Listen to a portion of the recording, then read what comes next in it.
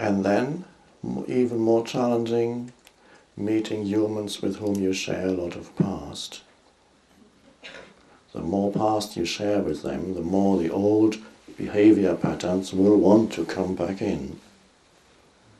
You know that with meeting your parents,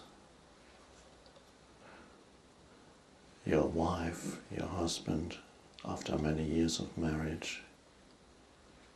Patterns get very established of who you think he is, who he thinks you are, and the way in which you interact. Or more difficult, meeting your ex-husband or your ex-wife. And be present then and there.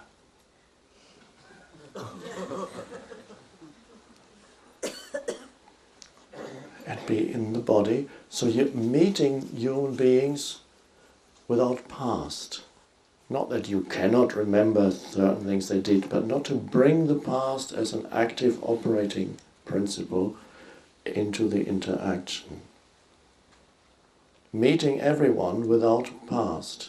Just in this moment, through the power of this moment, which is the power of presence, which is who you are. And not meeting the other person as a walking personal history. And that is an enormously liberating thing to do when you can meet even your mother and father, with whom quite a few people, some people have a wonderful relationship with their mother and father, which is beautiful. Some grew up in a relatively conscious family. And many in this world did not grow up in a conscious, their father and mother were manifesting varying degrees of unconsciousness. And resentment built up over the years, so many between adult children and parents, often there's grievances, resentments, complaints. He doesn't understand me, I get criticized all the time. He doesn't even want to understand me, my father, my mother.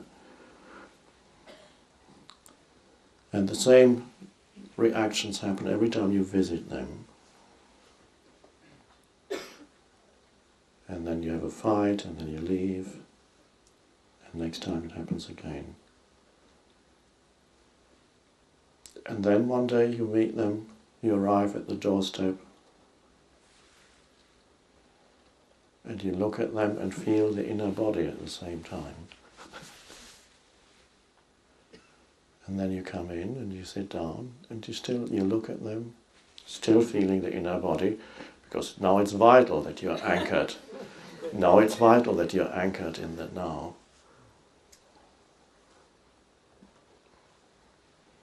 And then you get the old thing. Your father says, "Are you still involved in that spiritual airy-fairy nonsense?"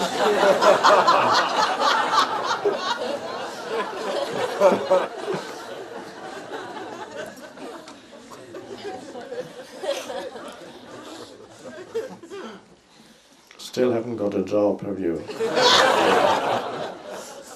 I told you years ago you should be doing this and that. And then you have to be very present.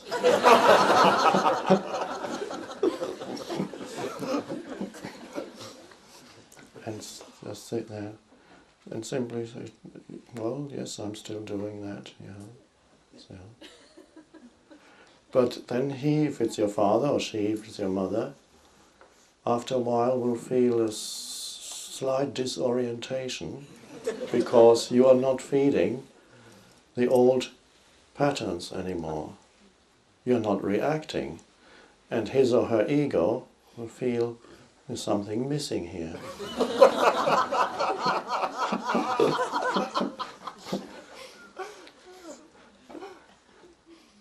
And so it will be hard for them to keep up that playing out that script if the other one isn't playing anymore, isn't reacting anymore, simply stating this is how it is.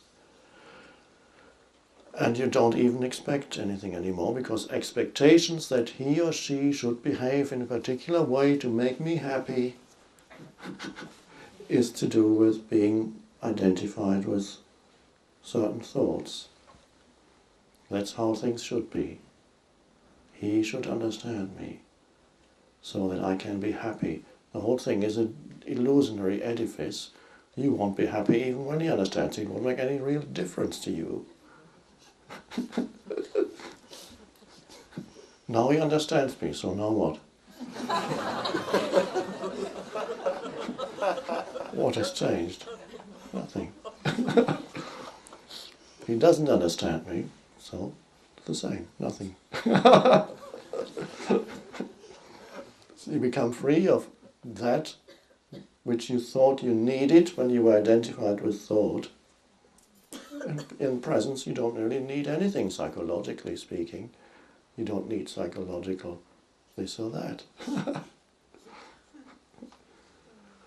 And there you are, and then you can see the patterns in your mother or father crumbling. And for the first time, perhaps, he or she will ask you a genuine question. What are you really into? What is that? This has happened. People have told me these miracles happen. And if they don't, that's fine too. It doesn't really matter.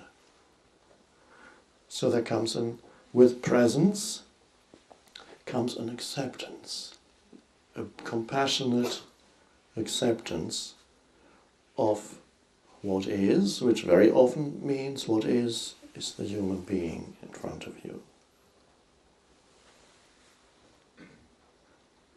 A compassionate giving them space to be, because presence is you have found your inner space or spaciousness.